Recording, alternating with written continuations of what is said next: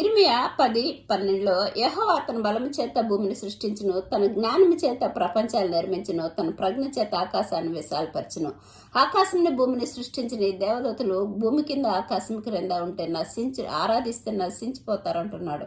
రోమ 1:23 వారు అక్షయుడగు దేవుని మహిమను క్షయమగు మనుషులకు, పక్షులకు, చతుష్పాద జంతువులకు ప్రతిమ రూపముగా మార్చారు. కాబట్టి సృష్టికర్తకు బదులుగా సృష్టించిన వాటిని పూజిస్తూ ఉన్నారు.